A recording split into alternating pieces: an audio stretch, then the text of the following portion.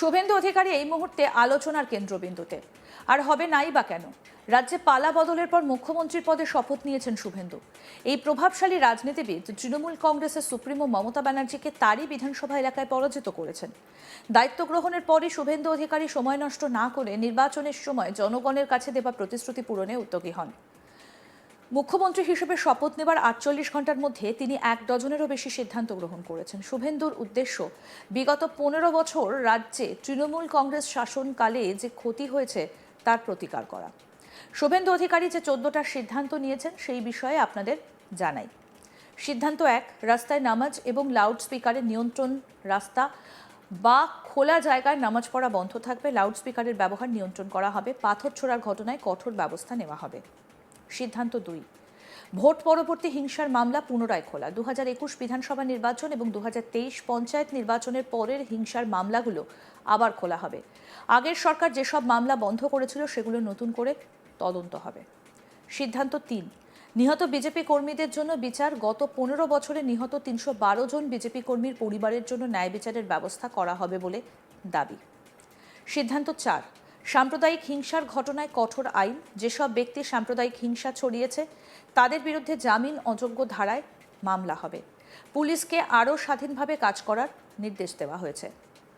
সিদ্ধান্ত ৫, গরু পাচার রোধে কড়া পদক্ষেপ। বেআইনি গরু পাচার সম্পূর্ণ বন্ধ করার নির্দেশ। শুধুমাত্র লাইসেন্সপ্রাপ্ত হাট চালু থাকবে, অবৈধ হাট বন্ধ করা হবে।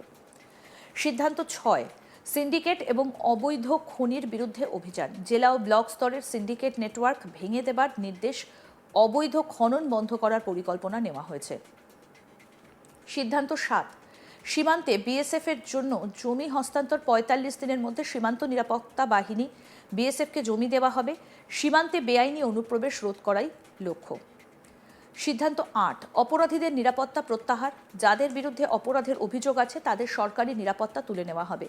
নিরাপত্তা পর্যালোচনা করে সিদ্ধান্ত নেওয়া হবে। সিদ্ধান্ত ৯, কেন্দ্রীয় প্রকল্প চালু। কেন্দ্র সরকারের যে প্রকল্পগুলো আগে রাজ্যে চালু হয়নি সেগুলো এবার কার্যকর করা হবে। সিদ্ধান্ত ১০, নতুন ফৌজদারি আইন কার্যকর। ভারতীয় ন্যায় সংহিতা পশ্চিমবঙ্গে চালু করার ঘোষণা। সিদ্ধান্ত ১১, তৃণমূল নিযুক্ত সদস্যদের অপসারণ। বিভিন্ন সরকারি বোর্ড এবং সংস্থা থেকে তৃণমূল নিযুক্ত চেয়ারম্যান এবং সদস্যদের সরিয়ে দেবার নির্দেশ। সিদ্ধান্ত ১২, আইএএস এবং আইপিএস অফিসারদের কেন্দ্রীয় প্রশিক্ষণ। রাজ্যের আইএএস অফিসারদের কেন্দ্রীয় প্রশিক্ষণ কর্মসূচিতে পাঠানো হবে। সিদ্ধান্ত ১৩, সরকারি চাকরির বয়সসীমা বৃদ্ধি। সরকারি চাকরির সর্বোচ্চ বয়স ৪০ থেকে বাড়িয়ে ৪৫ করা হয়েছে। তরুণদের জন্য চাকরির সুযোগ বাড়বে বলেই দাবি। সিদ্ধান্ত ১৪, জনগণনা চালু করার ঘোষণা। জনগণনা প্রক্রিয়া শুরু করা হবে বলে জানানো হয়েছে। আগে এই কাজ আটকে ছিল বলে দাবি করা হয়েছে। রাজ্য জুড়ে অবৈধ গবাদি পশু বাণিজ্যের বিরুদ্ধে কড়া অবস্থান নিল নতুন সরকার। সমস্ত থানাকে নির্দেশ দেওয়া হয়েছে যাতে কোনোভাবেই বেআইনি গবাদি পশু পরিবহন না হয় এবং এলাকার মধ্যে থাকা অবৈধ গবাদি পশুর আস্তানা, শেড এবং হাটবাজারের বিরুদ্ধে দ্রুত ব্যবস্থা নেওয়া হয়। রবিবার পুলিশ কর্তাদের দপ্তর থেকে জারি হওয়া এক নির্দেশিকায় বলা হয়েছে, বৈধ লাইসেন্সপ্রাপ্ত গবাদি পশুর হাট এবং বাজার ছাড়া অন্য কোনো বেআইনি ব্যবসা চলতে দেওয়া যাবে না। সমস্ত থানাকে নিয়মিত তল্লাশি চালিয়ে অবৈধ পরিবহন, মজুত বা পাচারের সঙ্গে জড়িতদের বিরুদ্ধে আইনি ব্যবস্থা নেবার নির্দেশ দেওয়া হয়েছে। সেই সঙ্গে গোমাংস নিয়েও নেওয়া হয়েছে বড় সিদ্ধান্ত। এই বিষয়ে আমার কলিগ অনির্বাণ সিংহ রায়ের সঙ্গে কথোপকথনে কি উঠে এলো আসুন দেখি। বেআইনি কসাইখানা, গোমাংস বিক্রেতারা সাবধান। অর্থাৎ যারা আইন মেনে কাজ করছেন এখানে কিন্তু তাদের ভয় পাওয়ার কোনো কারণ নেই। খুব স্পষ্ট করে এটা বলা হয়েছে। আমি চিঠিটা দেখাই, সেখানে ২ নম্বর পয়েন্টে কি বলা হয়েছে সেটা আগে আপনাদের দেখাই এবং তারপরে আমরা আবার আলোচনায় আসবো। কি বলা হয়েছে পরের পয়েন্টে দেখুন। কি বলা হয়েছে, এখতিয়ারভুক্ত এলাকায় পরিচালিত অবৈধ গবাদি পশুর হাট, বাজার, কসাইখানা, অবৈধ খনিজ উত্তোলন কার্যক্রমের বিরুদ্ধে কঠোর ব্যবস্থা গ্রহণ করা হবে। এটা নিশ্চিত করতে হবে যে খনিজ উত্তোলন এবং গবাদি পশু ব্যবসা সংক্রান্ত লাইসেন্সপ্রাপ্ত বৈধ কার্যক্রমগুলো স্থানীয় গুন্ডা, দালাল বা চাঁদাবাজদের কোনো রকম হস্তক্ষেপ ছাড়াই নির্বিঘ্নে পরিচালিত হয়। সকল সংশ্লিষ্ট কর্মকর্তা পশু জবাই নিয়ন্ত্রণ আইন ২০১৪ বিধানাবলীর কঠোর প্রয়োগ নিশ্চিত করবেন। খুব স্পষ্ট করে এটা বলা হয়েছে। এই জায়গায় দাঁড়িয়ে অনির্বাণ, সব থেকে যেটা বড় প্রশ্ন, তাহলে কি কোথাও গিয়ে এই যে বেআইনি কথাটা অত্যন্ত গুরুত্বপূর্ণ, এখতিয়ারভুক্ত এলাকায় পরিচালিত, মানে যারা আইন মেনে কাজ করছেন তারা কিন্তু তাদের ভয় পাবার কোনো কারণ নেই। কিন্তু এক্ষেত্রে বারবার করে যে অভিযোগটা ওঠে গরু চালানে, সেটা হচ্ছে বীরভূম এবং তার সাথে সাথে বনগাঁ সীমান্ত। এই যে জায়গাগুলো মানে উত্তর 24 পরগনা, দক্ষিণ 24 পরগনার কিছুটা অংশ সীমান্ত সংলগ্ন এবং বীরভূম, তাহলে কি এই জায়গাগুলোর দিকে এবার বিশেষ করে নজর দেওয়া হবে? দেখো, একেবারে এই জায়গাগুলোর দিকে বিশেষ করে নজর দেওয়া হবে, কারণ শুধু এই জায়গাগুলো নয়, এই মুহূর্তে দাঁড়িয়ে এই পশ্চিমবঙ্গ সরকার তারা কিন্তু সিদ্ধান্ত নিয়ে ফেলেছে যে গোটা যে বর্ডার এলাকা রয়েছে সেই বর্ডার এলাকার কিন্তু নজরদারি বিশেষ করে বাড়ানো হবে, এবং সেটা বসিরহাট হতে পারে, সেটা বীরভূম হতে পারে, সেটা মুর্শিদাবাদ হতে পারে, সেটা মালদা হতে পারে। এই জায়গাগুলোর কিন্তু বাড়ানো হবে নিরাপত্তা।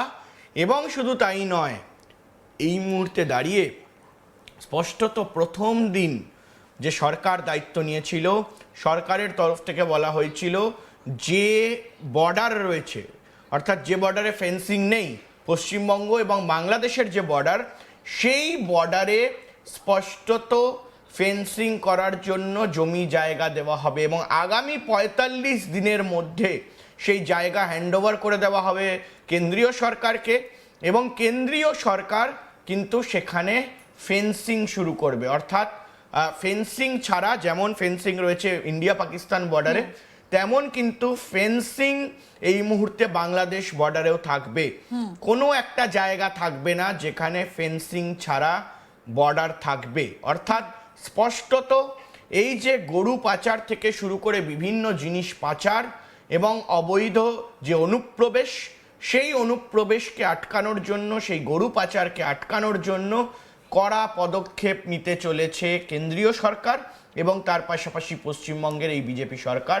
সে কারণে কিন্তু এই মুহূর্তে দাঁড়িয়ে স্পষ্ট বার্তা দিয়ে দেওয়া হয়েছে, গোমাংস অবৈধভাবে বিক্রি করা যাবে না, যেটা বিক্রি করতে হবে বৈধভাবে বিক্রি করতে হবে, যেমনটা পুরো দেশে হয়।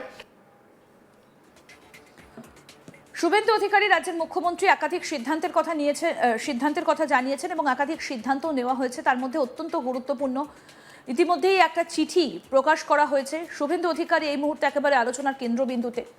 রাজ্যে পালাবদলের পর মুখ্যমন্ত্রী পদে শপথ নিয়েছেন শুভেন্দু। এই প্রভাবশালী রাজনীতিবিদ তৃণমূল কংগ্রেসের সুপ্রিমো মমতা ব্যানার্জিকে তারই বিধানসভা এলাকায় পরাজিত করেছেন এবং দায়িত্ব গ্রহণের পরই সময় নষ্ট না করে জনগণের কাছে দেওয়া প্রতিশ্রুতি সেগুলো পূরণে একেবারে উদ্যোগী হয়েছেন। শপথ নেবার ৪৮ ঘন্টার মধ্যে ১ ডজনেরও বেশি সিদ্ধান্ত গ্রহণ করেছেন শুভেন্দু অধিকারী। বিগত ১৫ বছরে রাজ্যে তৃণমূল কংগ্রেসের শাসনকালে যে ক্ষতি হয়েছে তার প্রতিকার করা এবং একাধিক গুরুত্বপূর্ণ সিদ্ধান্ত নিয়েছেন, যেমন রাস্তায় নামাজ পড়া যাবে না, লাউডস্পিকার বাজানো যাবে না এবং ভোট পরবর্তী হিংসার মামলার পুনরায় খোলা হবে, এরকম একাধিক সিদ্ধান্ত নিয়েছেন শুভেন্দু অধিকারী। সমস্ত আপডেট পেতে দেখতে থাকুন আজ তাক বাংলা, সাবস্ক্রাইব করুন, নোটিফিকেশন পেতে বেল বাটন অপশন প্রেস করুন।